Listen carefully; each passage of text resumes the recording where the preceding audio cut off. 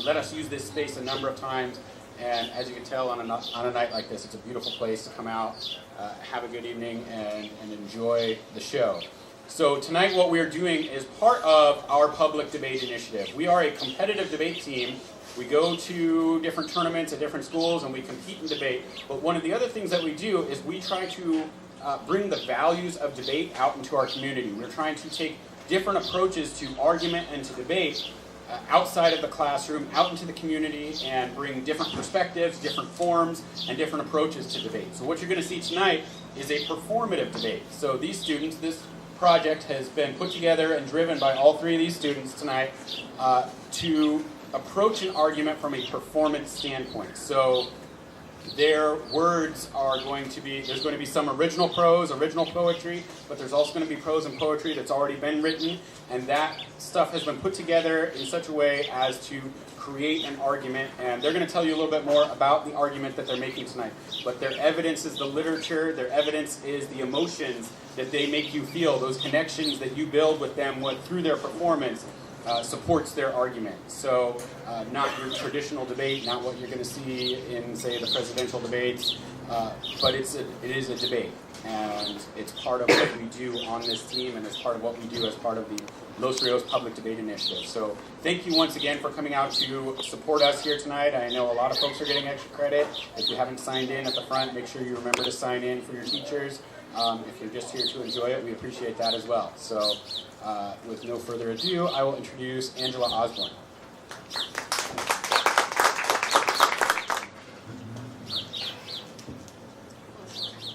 little bit shorter there. Hi everybody, I'm Angela, and welcome to our Coffee Garden event. Anybody ever been to Coffee Garden before?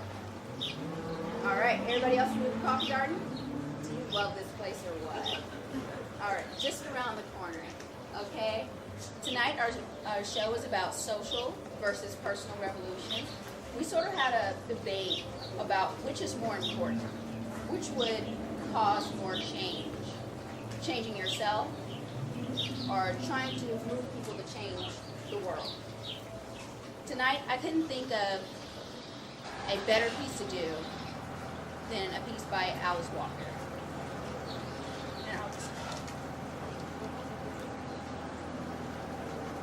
We are the ones we've been waiting for. It was the worst of times. It was the best of times. Try as I might, I cannot find a more appropriate opening. It helps tremendously that these words have been spoken before, and thanks to Charles Dickens, written at the beginning of A Tale of Two Cities. Perhaps they were spoken, written, thought, an endless, countless number of times in human history. It was the worst of times. It was the worst of times because it feels as though the very earth is being stolen from us, by us. The land, the air poisoned, the water polluted, the animals disappeared, humans degraded, and equally misguided. War is everywhere. It was the best of times because we had entered a period where we can bring ourselves to pay attention, the great clarity as to cause and effect. It's a blessing when we consider how much suffering human beings have endured in previous millennia without even a clue to its cause. Because we can now see in every crevice of the globe, because we are free to explore previously unexplored crevices of our earth, our hearts, and our minds, it is inevitable that everything we have needed to comprehend in order to survive, everything we have needed to understand in the most basic of ways, will be illuminated now. We only need to open our eyes and awaken from our predicament. See that we are a huge part of the problem. We live in a time of global enlightenment. This alone should make us shout for joy. It is as if the ancient graves hidden deep in the shadows of the psyche and the earth are breaking open on their own accord, unwilling to be silent any longer, incapable of silence. No leader or people of any country will be safe from these upheavals that lead to exposure, no matter how much the news is managed. how long people's grievances have been kept quiet.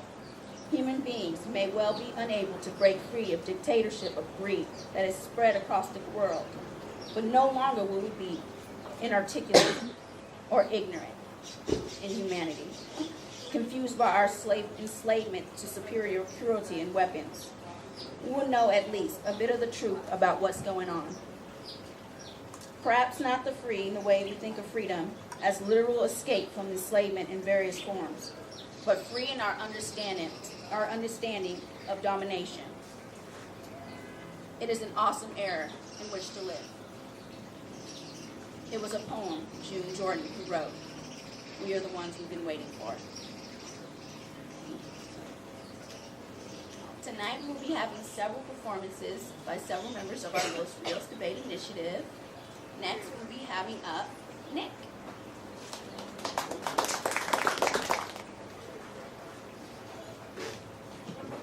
Okay. Okay, everybody. My name's Nick.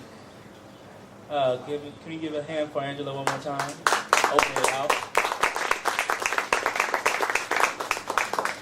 Well, my first piece is actually something that I got actually from a show about Isaiah Thomas. It's a poem by Teddy Roosevelt about in the arena. It's symbolic as in a way of saying that people themselves they're the ones that are the drive of their own destiny, pretty much. It's like the world may tell you many things, but you have to see it in yourself so that you can strive for it. So, the poem is called In the Arena, and it's by Teddy Roosevelt. It is not the critics who count, not the man who points out how the strong man stumbles, or where the doers of deeds could have done them better.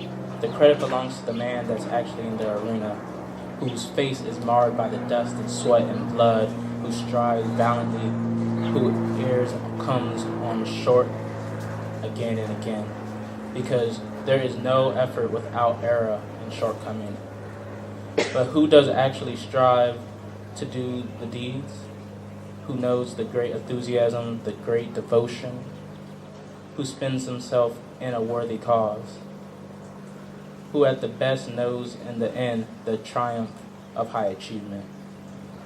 And at his worst, if fails, he at least fails with daring greatly, so that his place shall never be with those cold and timid souls who never knows victory nor defeat. By Teddy Roosevelt, In the Arena.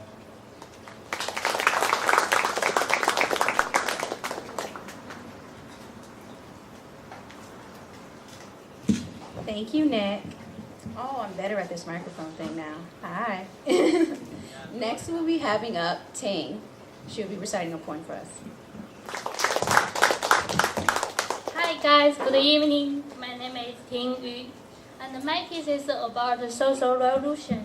And this poetry named International. It talks about why we people should unite together, why we should make change, and why.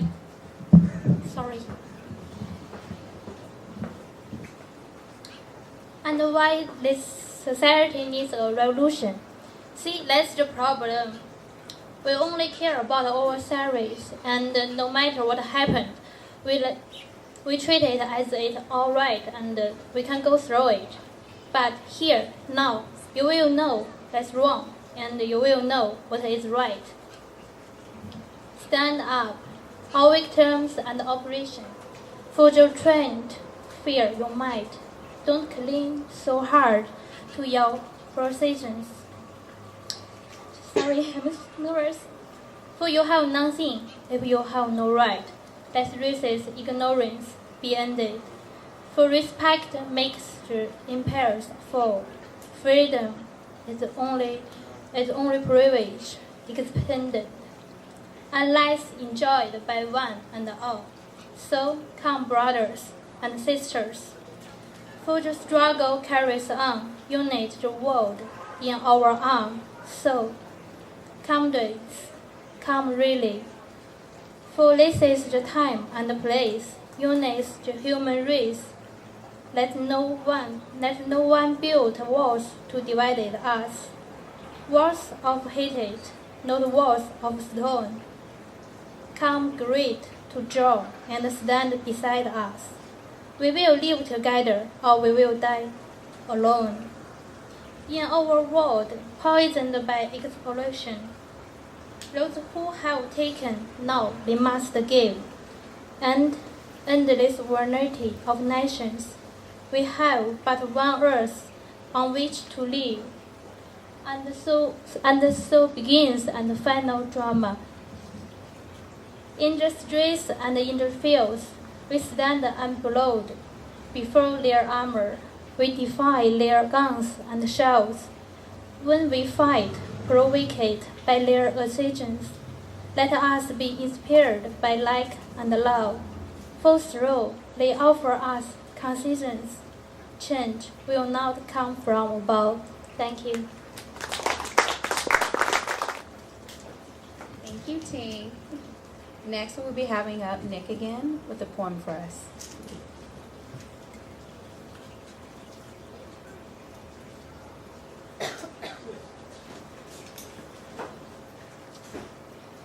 Okay. Well, this one is actually one that I wrote myself. I wrote it back when I was a sophomore in high school. It was it's like a personal growth because I myself I travel a lot, and this time I was leaving in the middle of my sophomore year, so I was going to a new school, new place. It's just the same old thing to me, but this was like the first time where the people and the place I was living was actually more like home. So it was a little different than how it normally was for me. So this one I titled Change, and hope you guys like it.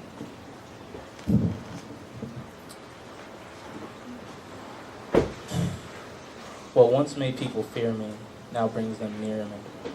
And it's almost like serendipity that these people are dear to me. Yet it's not clear to me why the edge that once possessed me has all but left me, leaving me thinking what has happened to me, what has actually changed. Thank you.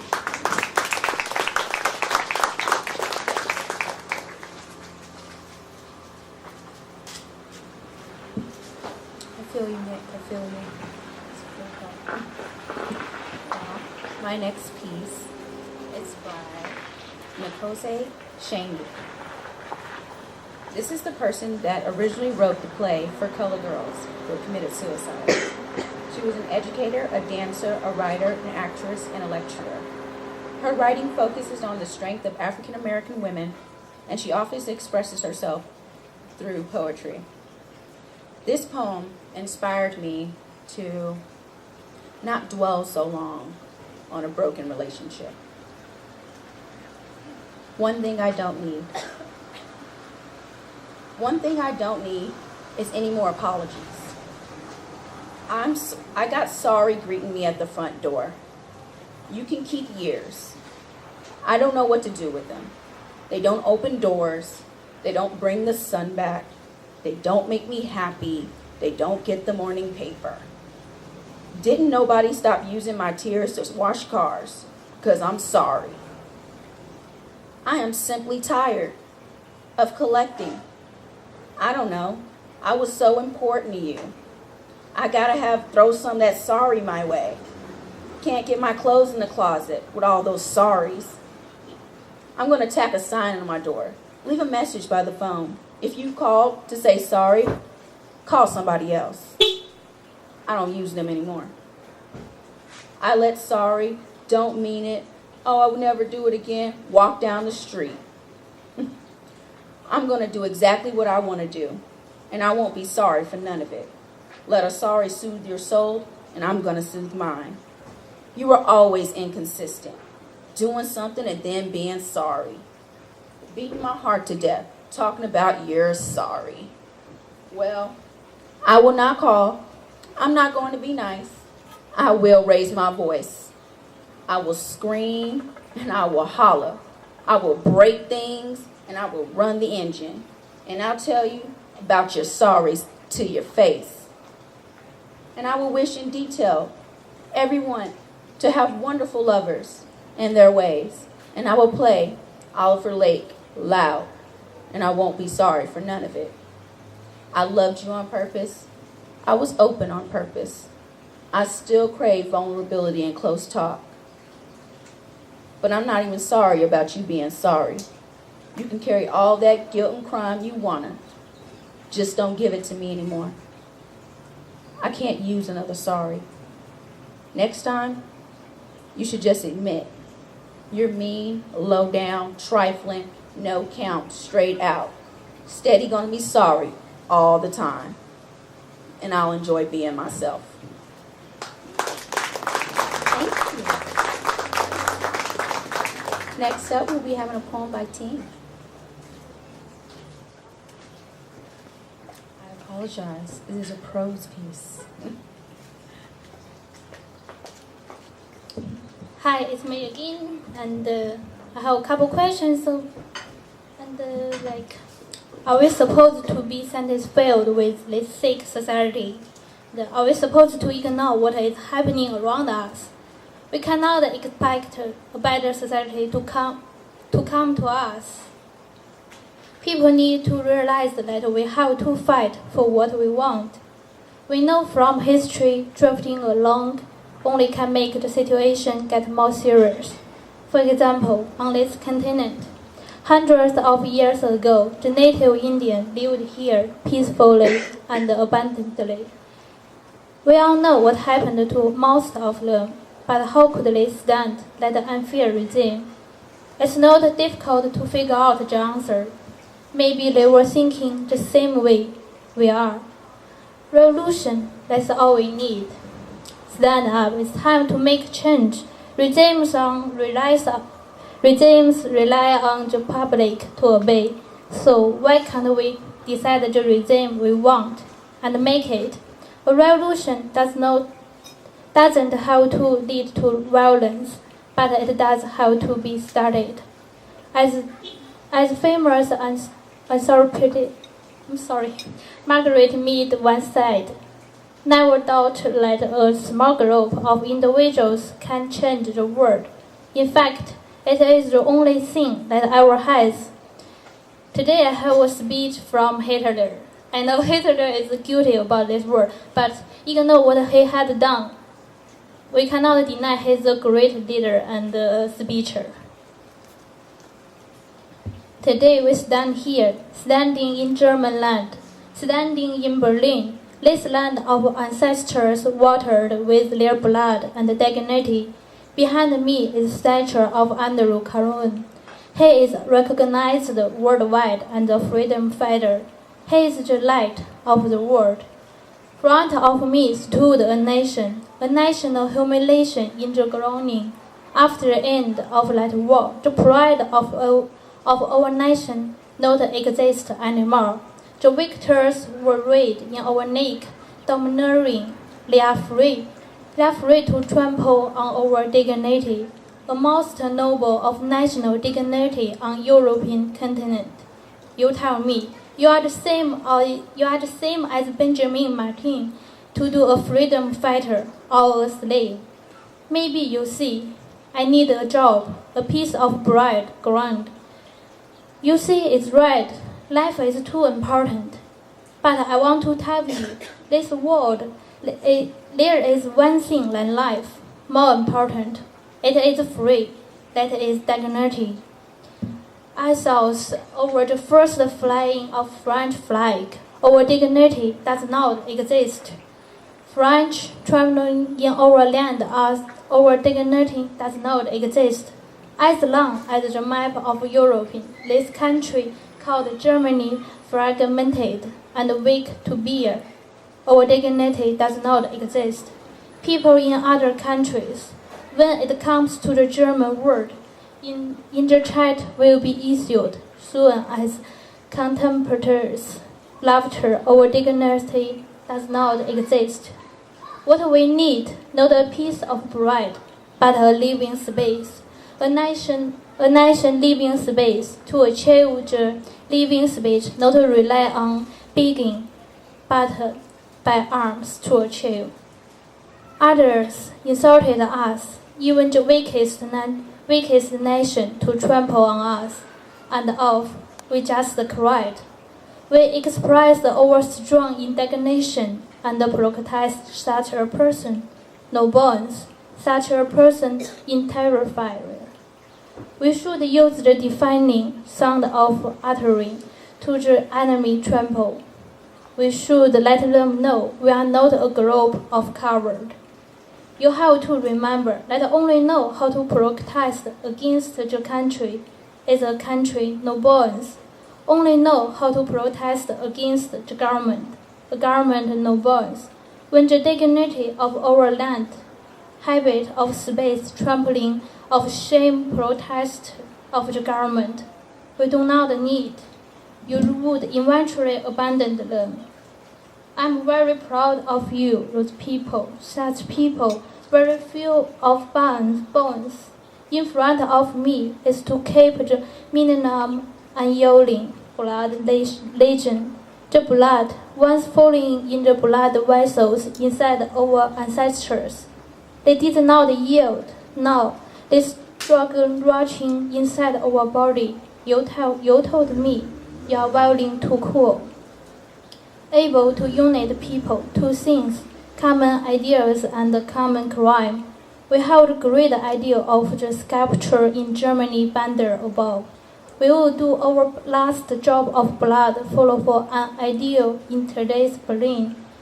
No word can save our motherland, the only ideal treaty of vessels. In a great shame we have refused to carry out its determination and reasons. Do you want to, like Benjamin Martin, take up guns, and he lead us, his countrymen, to hold high of the banner of the freedom?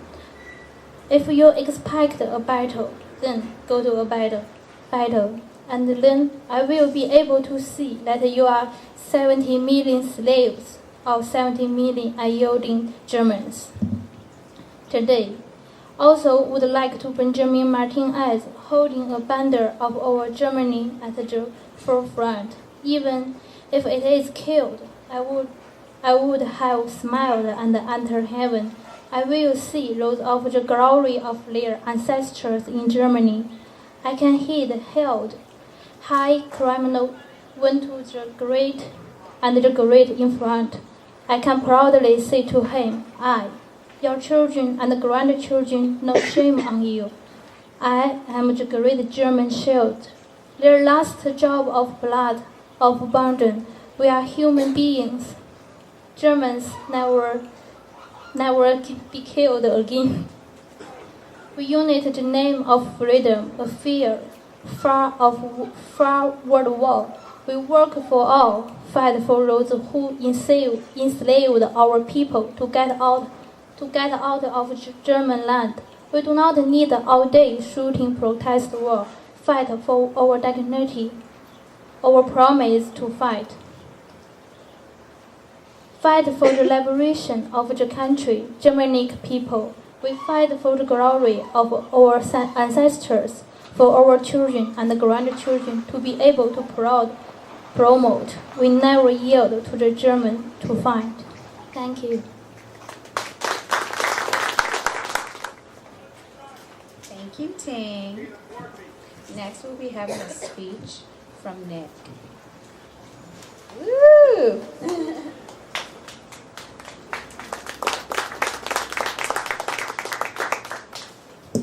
Okay, well, this is going to be a little different from my other two pieces. So, first, you guys will be involved in this. You guys will have to do a little, you're not just going to sit here and just kind of be mellow and just listen to me speak, okay? First off, how many of you here would say that in the past 100 years since the creation of the U.S., we've kind of grown a little bit as a society. We've kind of gotten a little further along how we see each other, kind of more equal. We've had movements like the women's rights movements. We've had civil rights movements. things like that. So as a society, would you guys say that we've kind of gone a little bit further than how it used to be back in those days? Well, like my man over here, he kind of going like sort of. It's like that's what I'm here to talk about actually. Because there's a lot of things that we consider as a social revolution and personal revolution, and one of the key things is I'm trying to tie both of these together in this speech because there's a lot of stuff that people are ignorant about or just don't know anything about. You have people from, you might just never learn about it. You may be from a part of the country that is just not very prevalent. Like a lot of people out in California, a lot of people out here really accepting of one another, have a lot of people from other countries come here. And people get along pretty well, if I say so myself. It's like, I've lived out east. I know people from other countries that when they come here, some of the things they know about, some of the things they don't. So another thing I want to know is, how many of you guys know a man by the name of Willie Lynch? Do you guys know a man by that name? Well, Willie Lynch was a very ruthless slave master, slave owner down in Haiti before when the U.S. was first coming around. And he came over to Virginia to help teach the slave masters down there pretty much how to run their plantations. Now, the word lynching comes from his name. There's a place in Virginia called Lynchburg.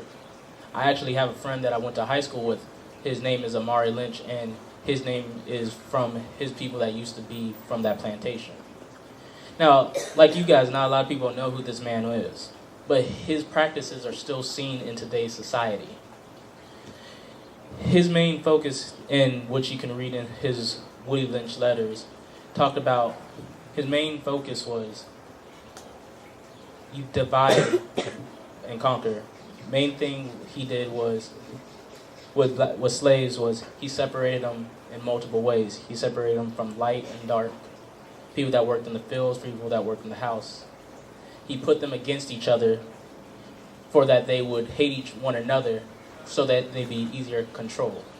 Second thing he did was he made sure that he kept their bodies physically strong, but he kept their minds physically weak.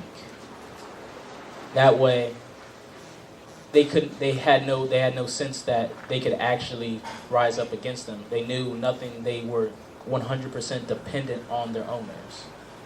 Now, a lot of people didn't know this. They didn't know that Willie Lynch came. They didn't know his practices.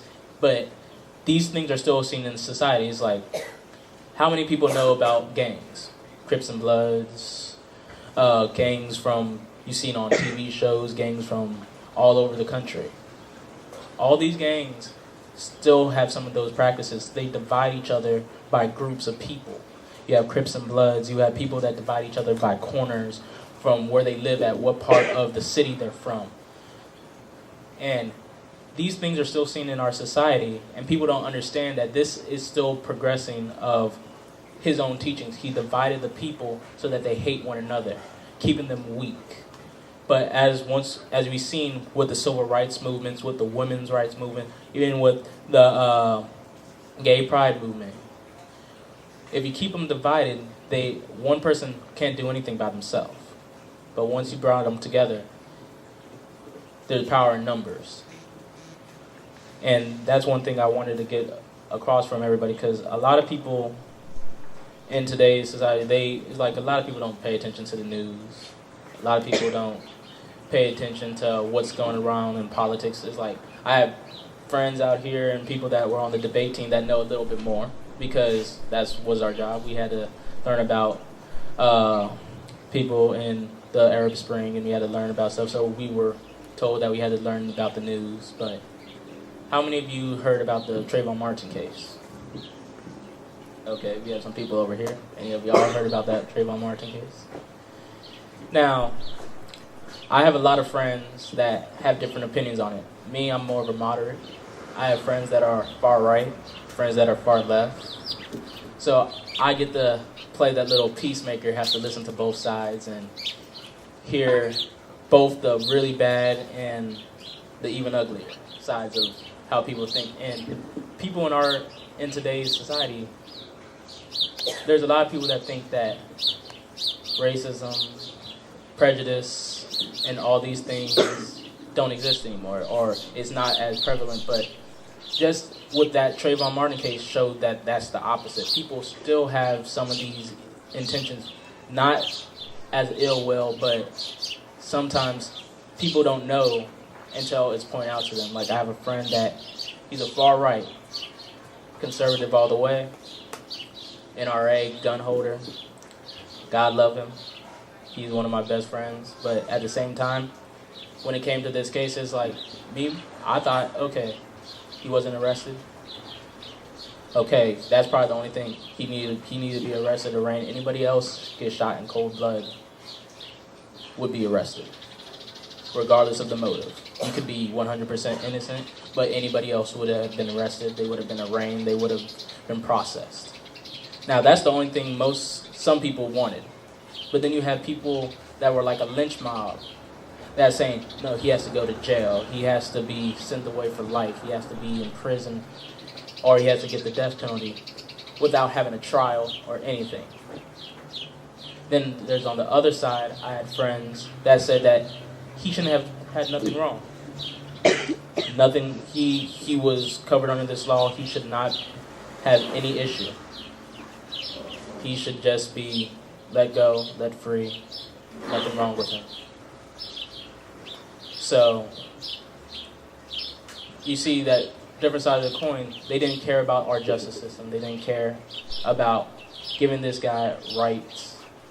It was either one or the other, and that's why I think that as a society that we have to change our own way of thinking of things. We have to actually, if we don't believe in our own system, nothing will get changed. Everything will go as the status quo.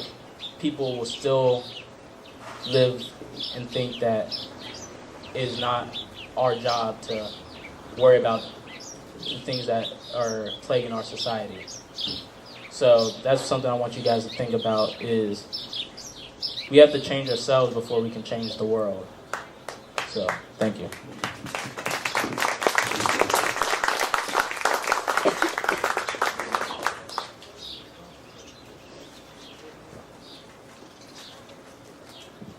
Thank you, Nick. I appreciate you.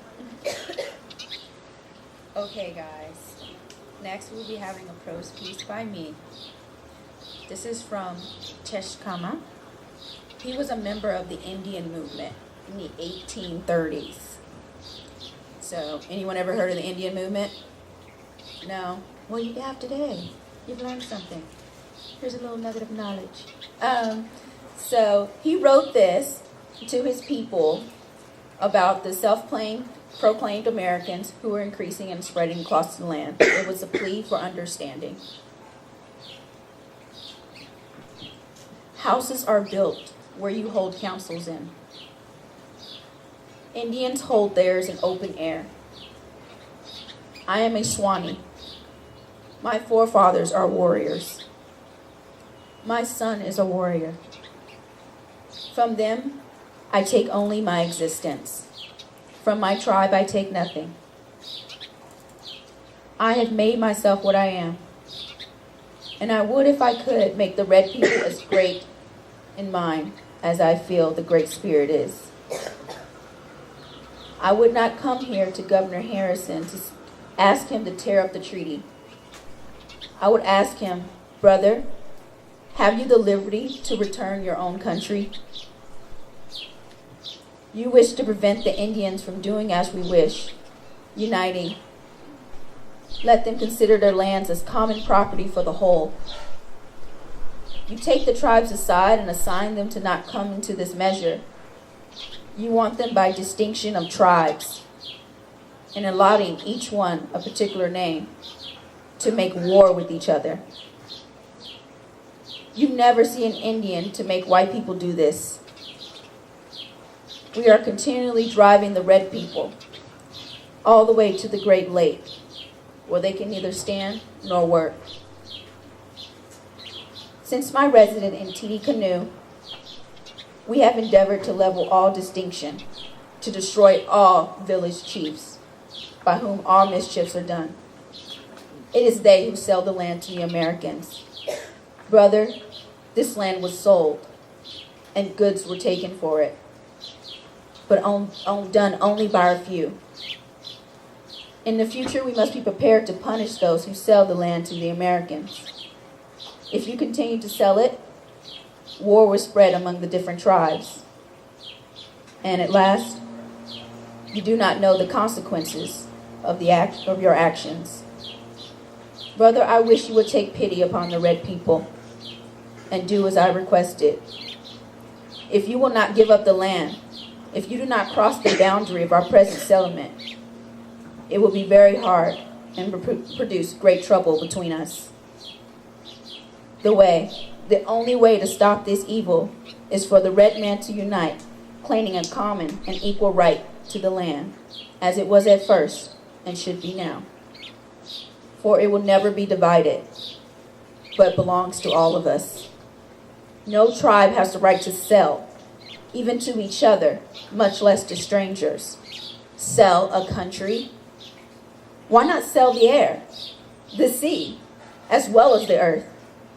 Did not the Great Spirit make this all for the use of his children? How can we have confidence? When Jesus Christ came upon the earth, you killed him. They nailed him to the cross. You thought he was dead, and you were mistaken. There are shakers among you, and you laugh and make light of their worship. Everything I have told you is true. The Great Spirit has inspired me. That was a piece from Teshkama, trying to convince everyone around him to wake up and see the change that is happening. That you could do something if you just put aside all your selfish little petty arguments and do it for us, everybody. Thank you. Next, we'll be having a poem by Nick.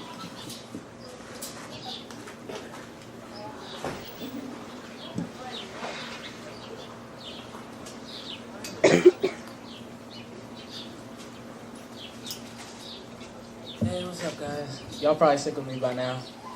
Believe me, I feel you. It is what it is. Oh, and then my brother just got here too. Yeah, I was gonna call you out. But yeah. Okay, well, let me get through this real quick. It's a poem by Langston Hughes. It's called Let America Be America Again. Okay. Let America be America again. Let it be the dream it used to be. Let it be the pioneer of the plain, seeking a home where he himself is free. America never was America to me. Let America be the dream that the dreamers dream. Let it be the great, strong land of love, where never kings conveyed nor tyranny schemes, that any man be crushed by one above. It never was America to me. Oh, let the land be a land where liberty is crowned with no false patriotic regret, but opportunity is real and life is free. Equality in the air we breathe. There's never been equality for me, nor freedom in this homeland of the free. Say, who are you that mumbles in the dark? And who are you that draws your veil across the stars? I am the poor white, fold and pushed apart. I am the Negro bearing slavery scars.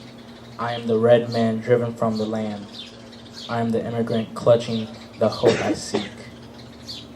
I am finding only the same old stupid plan of doggy dog and mighty crush the weak. I am the young man full of strength and hope, tangled in the ancient endless chains of profit, power, gain, and grab the land. Oh, grab the gold, of grab the ways of satisfying need. Oh, work the men of take the pay, of owning everything for one's own greed. I am the farmer, bondsman to the soil. I am the worker sold to the machine. I am the Negro servant to you all. I am the people, humble, hungry, mean. Hungry yet today, despite the dream, beating yet today, O pioneers. I am the man who never got ahead, the poorest worker, battered through the years.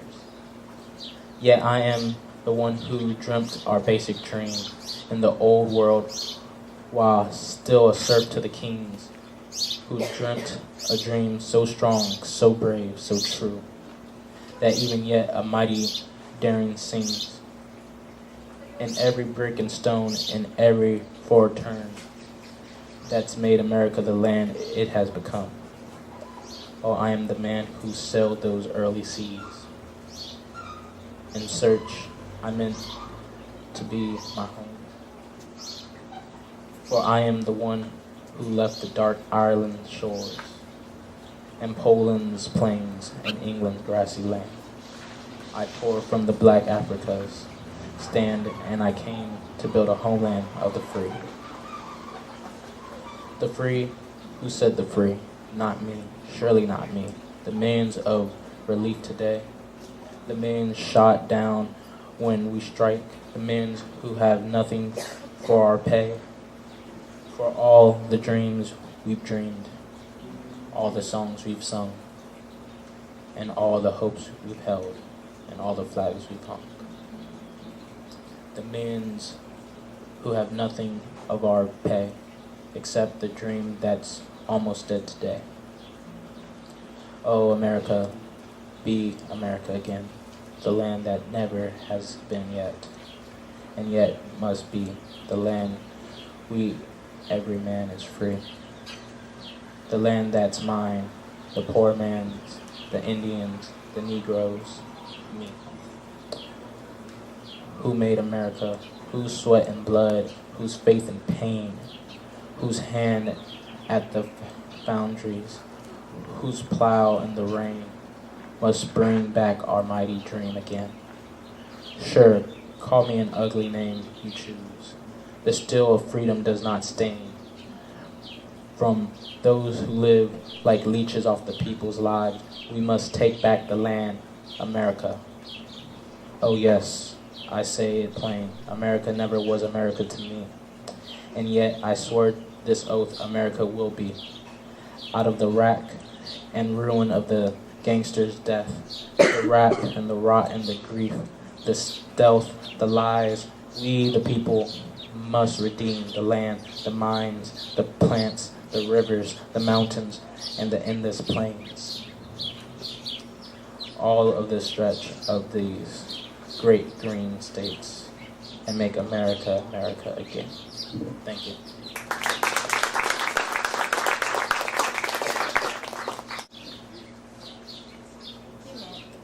Next, we'll be having our very talented performer, Victor Brazelton.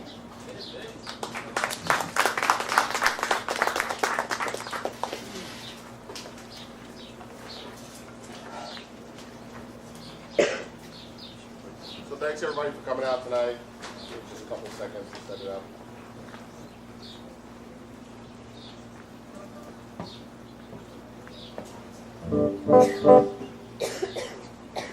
It's a little shorter than I am.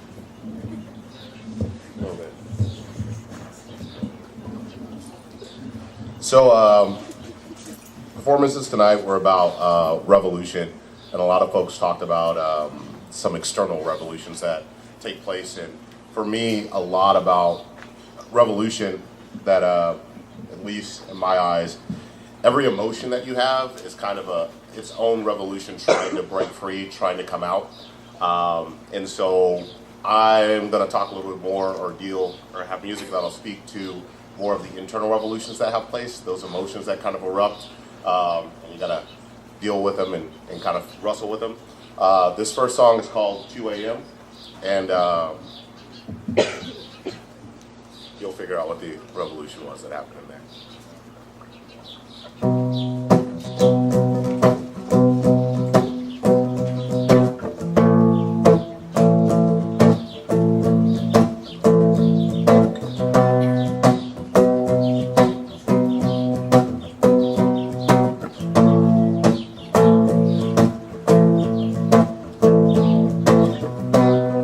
Are you headed home? Are you by the phone? Does your mind even wonder?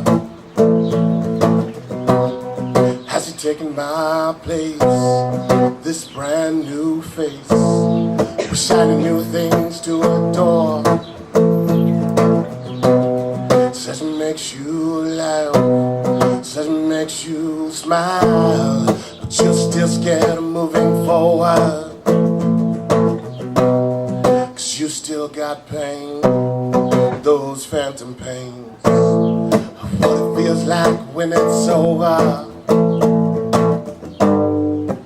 It's been a month now since I left our home.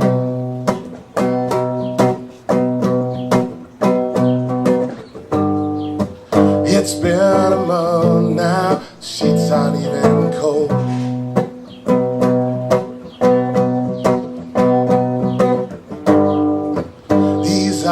Thoughts that bring me back in.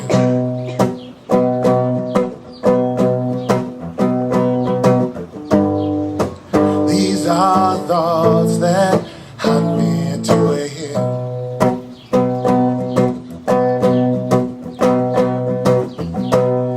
And when we last talked, you said you walked through hell by my side.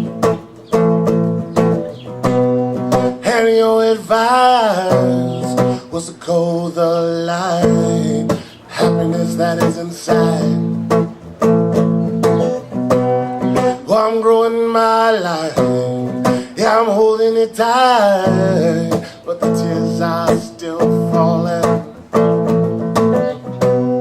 But your light is on, yeah, your light is strong, and it's guiding you home. It's been a month now since I left my home.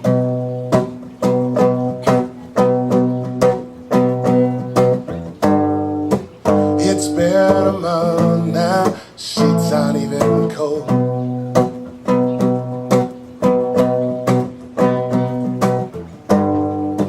These are thoughts that bring me back in.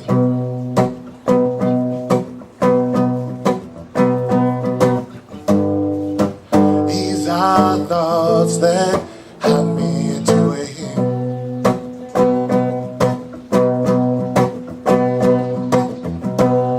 You ain't headed home, baby.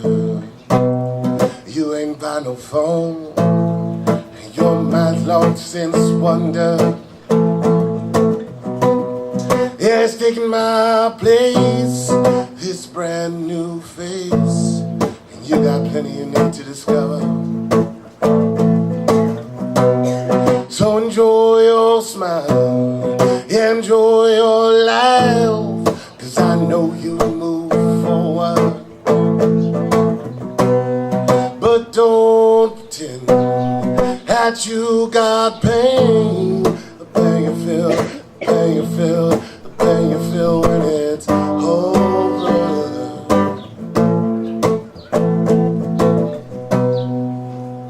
Thank you.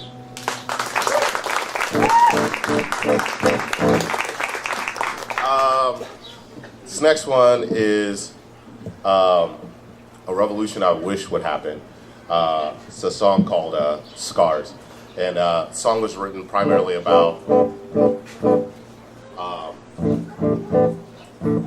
how things happen in our life and we try to portray something different, that it didn't happen. And it would just be a whole lot easier if we would just be who you are, show who you are. So this is Scars.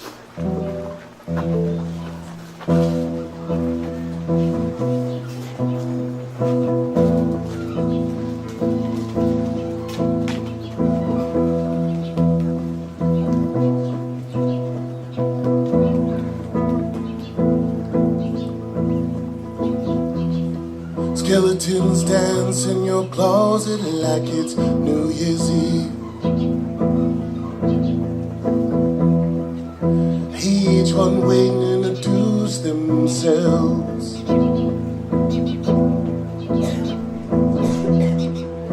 Tattooed endings of hard porno scenes.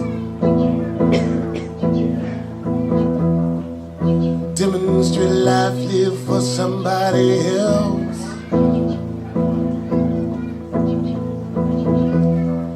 You look away like you're starting to pray, wishing you were just about anybody else.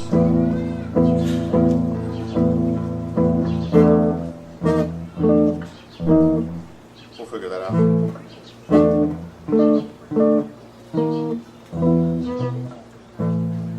Maybe I won't play that song. I have no idea what happened.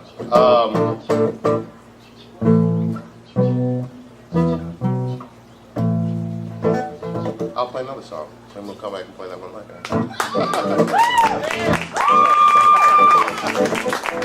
It's a brain fart. That's a revolution that happens.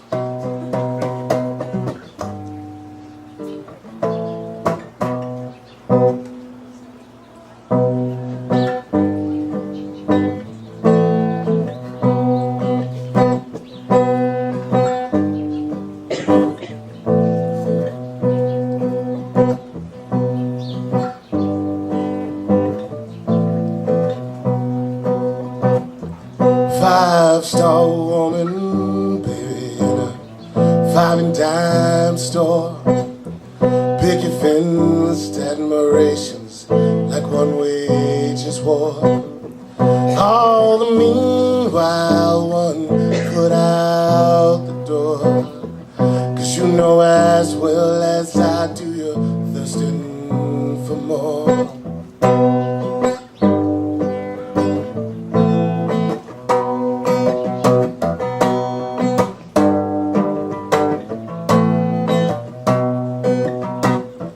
Hard to pretend with living at your door, telling you the garden is evil and there's more to explore.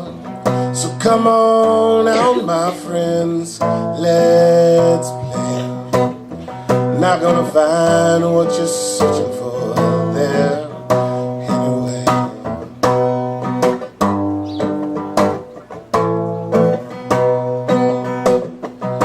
There's no secret, darling, of you and me. And let our story be told. But if I'm slithering up your apple tree, then you let your motives be known. 'Cause I like my apple bittersweet. I'm alright if I'm not your home. So be careful, darling, if you're tempting me. 'Cause I'm already sold. I'm already sold.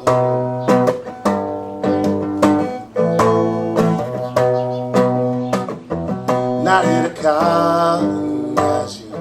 No, I can't, don't.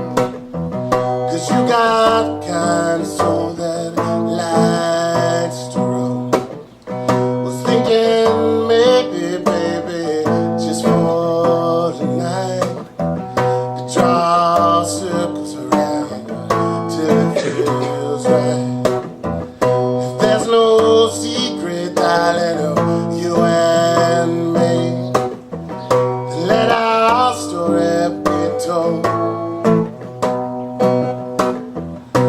If I'm slithering up your apple tree, then you let your motives be known. 'Cause I like my apples bittersweet. And I'm alright if I'm not your home. So be careful, darling, if you're tempting me. 'Cause I'm already sold. I'm already sold.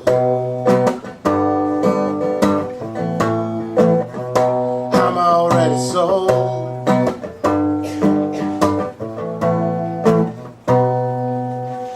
Thanks, guys.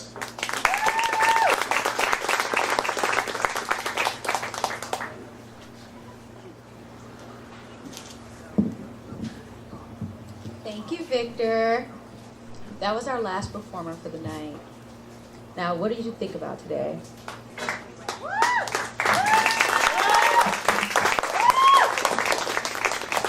So, when you go home, what I really want you to go home thinking about is, what kind of revolution do you want to be a part of? Do you want to personally recycle more? You know, eat less meat.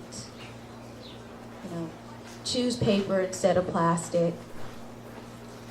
Or do you want to grab a mask and a sign and join the people in the streets? Make your own choice. Thank you. Thanks for coming out.